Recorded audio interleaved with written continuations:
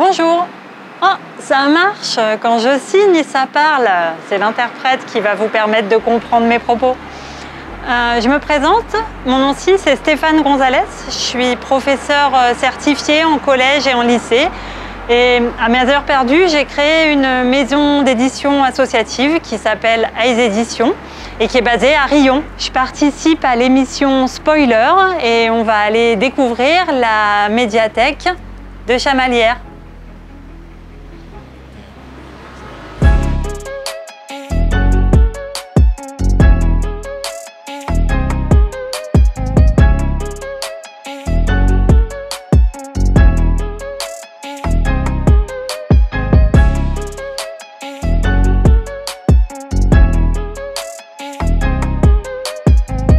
Dans le rayon jeunesse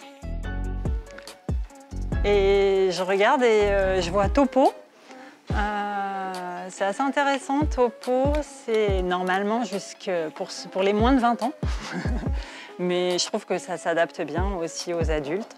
C'est un magazine qui parle d'actualité mais en prenant du recul, et puis c'est vraiment avec des dessins.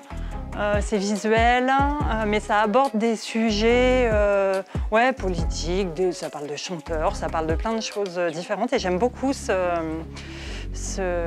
bimensuel.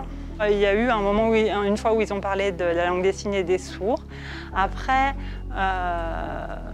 voilà, moi qui connais bien le monde des sourds, oui, on voyait qu'il y avait de la recherche et que c'était bien fait. Moi-même, j'aime beaucoup les mangas. Et j'aime beaucoup ce dessin, enfin, ce style graphique, parce que je trouve qu'il y a beaucoup d'expressions de visage différentes. Dans les BD, souvent il y a plus de détails et du coup on perd quelque chose. Alors je trouve que le dessin plus simple des mangas, ça apporte quelque chose, ça fait plus ressentir d'émotions. Et voilà, la langue des signes, c'est vraiment proche du corps et je trouve que les mangas vont bien avec ça. Et j'essaye de dessiner un peu et je progresse, mais doucement. Il y a vraiment un dessinateur, un mangaka que j'aime beaucoup, c'est Jiro Taniguchi. Ouais, vraiment, j'ai une passion pour moi, le meilleur des mangas, c'est celui-là, c'est Le Sommet des Dieux. Donc Jiro Taniguchi, qui est le dessinateur. Je sais pas, cet homme, il est talentueux, c'est incroyable pour moi. Enfin, c'est rare un talent comme le sien. Ses dessins, ils sont, par exemple, Le Sommet des Dieux. C'est un alpiniste qui découvre l'appareil photo du premier alpiniste qui a réussi l'Everest. Voilà. Et puis il se fait voler, il le recherche, enfin voilà. Et puis il va rencontrer un autre alpiniste, enfin voilà, il y a toute une histoire autour de ça.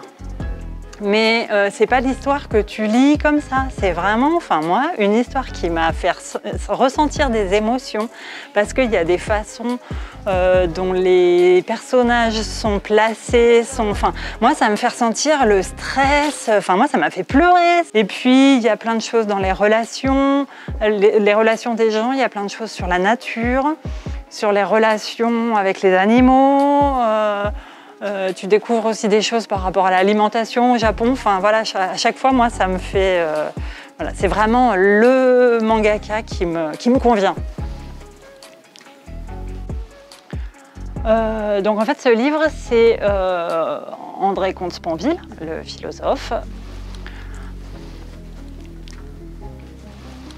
Souvent, la philosophie, ça peut paraître quelque chose de compliqué. Et André Comte-Sponville, donc il a été interviewé par Frédéric Amogé, qui est quelqu'un qui fait partie de l'équipe. Et c'est un échange qui est assez interactif, dans lequel il va parler des vertus, des vices, voilà, des différentes choses comme ça. Et c'est vraiment pour tout public, c'est de la vulgarisation et c'est accessible pour tout le monde. C'est pas des concepts philosophiques très compliqués et ça peut permettre, voilà, de découvrir. Ce livre, c'est un des livres que j'ai édité. C'est un livre qu'on peut à la fois lire en français et qui est entièrement traduit en langue des signes. Alors soit grâce au QR code qu'on peut scanner dans le livre, soit grâce à la petite clé USB qui est sur le livre. Et donc on peut passer d'une langue à l'autre de façon assez facile. Et c'est vrai que j'aimerais beaucoup qu'il y ait d'autres livres qui sortent de cette façon-là. Des livres pour les enfants, des livres pour tout le monde en fait, quoi, qui permettent de t'aider à plonger dans la lecture du français. Souvent, les choses qui sont accessibles comme ça va parler des sources, ça va parler du handicap, c'est toujours ces trucs-là qu'on traduit, c'est pénible. En fait, moi j'aimerais qu'on traduise des trucs sur plein de thèmes différents et ça n'existe pas. Donc là, c'était l'idée justement de traduire de la philosophie et de la rendre accessible. Donc j'espère voilà, que ça va se diffuser des choses sur ce modèle-là.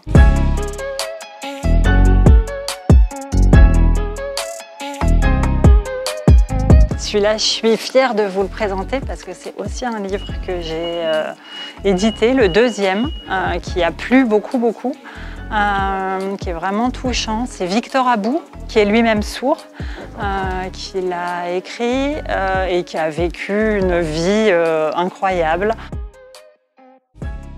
À la fois de souffrance et d'oppression pendant une partie de sa vie et puis qui a réussi à vraiment sortir de ça en 77 au moment de ce qu'on appelle la période du réveil sourd où il y a eu beaucoup de militantisme et des gens qui se sont battus pour la langue des signes. Victor Abou, il était là et il faisait partie voilà. Et je suis fière d'avoir édité ce monsieur. Et là aussi, on est sur du texte et de la vidéo en langue des signes. Il y a plus de 2 heures de vidéo en langue des signes sous différentes formes. L'idée étant, alors pour celui-ci, pas vraiment de faire de la traduction, mais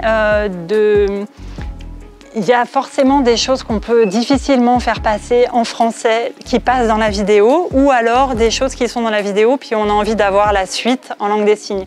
Voilà, c'est pas je choisis, on peut vraiment voir les deux et voilà. Et ce livre a été traduit en anglais et vendu. Il y a une édition américaine avec laquelle on est en train de signer pour le diffuser là-bas aussi. C'est moi. Je suis un super comédien. Non, c'est pas vrai, c'est un film documentaire.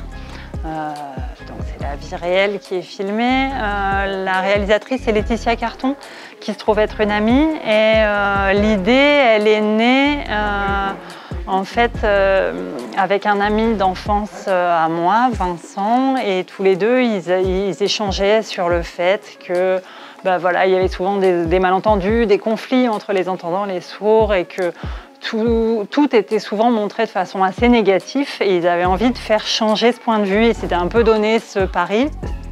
Et malheureusement, Vincent s'est suicidé et Laetitia s'est dit qu'il fallait qu'elle le fasse, malgré tout. Du coup, moi j'ai été là, le tournage il a duré 10 ans, elle a tourné pendant très longtemps et puis finalement elle a sorti ce film qui est vraiment une plongée dans le monde des sourds. Et il faut aussi que je vous parle de celui-ci, Avatar. Avatar, alors en langue des signes on dit Avatar comme ça à cause de leur gros nez là, hein. Mais en fait c'est les Na'vi, c'est le peuple voilà, qui habite sur cette planète qui ont ce nom signe. Et ce que je trouve intéressant c'est qu'il va y avoir Avatar 2 bientôt et qu'il y a de la langue des signes qui est prévue mais pas de la langue des signes qui existe, une langue des signes inventée. Cameron a demandé à un acteur qui s'appelle Jones, un acteur qui est sourd lui-même, de diriger les comédiens pour voilà, cette langue des signes inventée. Bon, après ça a été reporté, je crois que maintenant ça va être Noël 2022 qui devrait sortir. Donc, mais voilà, je pense que ce sera quelque chose d'intéressant à regarder.